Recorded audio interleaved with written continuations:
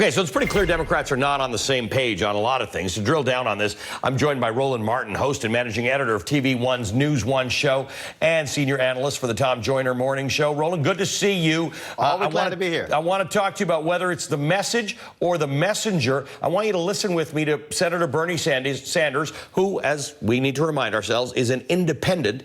And I want you to listen to his take on the Democratic Party earlier today with Andrea Mitchell. Let's listen. We know that you're in pain. We know you're worried about your kids. We know you're worried about your parents. And we are prepared to stand up to the large multinational corporations, to the wealthy, to the Koch brothers, who are doing so much to try to batter the middle class and working families while working overtime for the people on top. That has got to be the message.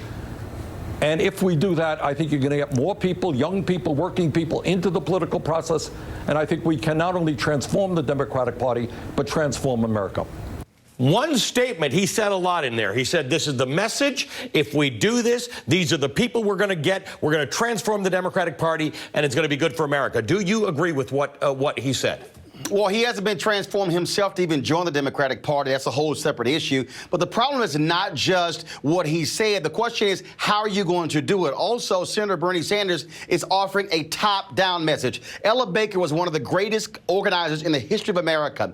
She was a field secretary for the NAACP, created SCLC, SNCC. This is what she said. It's not pulpit pew. It's pew to the pulpit. The problem for the Democrats is that they are not focused on local levels. When you talk about city councils, county commissioners, state reps, state senate, that's where the major losses have been. Republicans control 31 gubernatorial mansions. They control a majority of the state legislatures. That's where the changes are being made. And so we saw in 2008 lots of intensity for Senator Barack Obama and for Senator Hillary Clinton. But after Obama wins, he abandons Texas. We saw it. I saw it. I'm a native of Texas. And so they got away from what Howard Dean kept saying, a 50-state strategy. You cannot have a focus from D.C. It must be a local, state, national. So is leadership of the party also going to be pew to the pulpit? I'm just going to put on a few faces. It doesn't mean anything. It's just these are people who have been big voices at the top of the Democratic Party, electeds or leaders of the party. Where are we getting the next leaders of the Democratic Party from? Because we need somebody around who a message coalesces. The Republicans, whether or not you like Donald Trump, at least we've got somebody there around whom a message can be put forward. But it's not just the question of having an individual with a message. You don't have to have a leadership position to be a messenger. If you're Congressman Tim Ryan, if you are Congressman Cedric Richmond, if you're Congresswoman Joyce Beatty, these are individuals who are in Ohio and New Orleans who don't have to be in leadership. The question is, what are you saying when you're talking? Are you actually presenting an agenda? That's what matters. But also, Democrats have to understand, you're not going to have everybody looking like Senator Bernie Sanders. You're not going to have all these perfect progressives, these perfect liberals. If you're running in Texas and Mississippi and Alabama, they're going to look different than somebody running in Ohio, somebody running in New York. And so that's what you have to have. But here's the other thing, Ali, is about to get real uncomfortable for Democrats. They have got to stop chasing this epic, mythical white voter. We saw the Democratic Party go on this tour where they went to Iowa, this listening tour. That's not why you lost. This is Tom Perez, Keith Ellison, Bernie Sanders.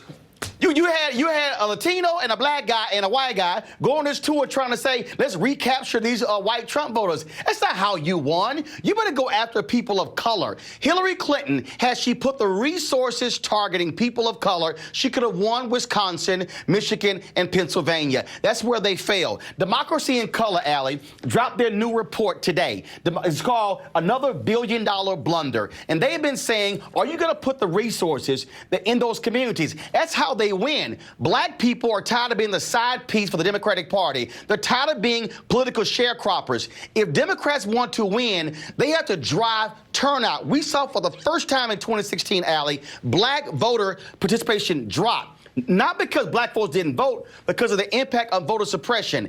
Democrats better figure that out. If they don't get blacks and Latinos to turn out in big numbers, they are not going to win, period. All right. Roland, you bring a good message, and I like that you bring props, but you need to come out of your shell a little bit next time you're on TV. Well, you know, Tell me what you really I'll think. be a little bit more extrovert next time. Roland Martin, hashtag bring the funk. Roland Martin is the host and managing editor at TV1 Cable Network.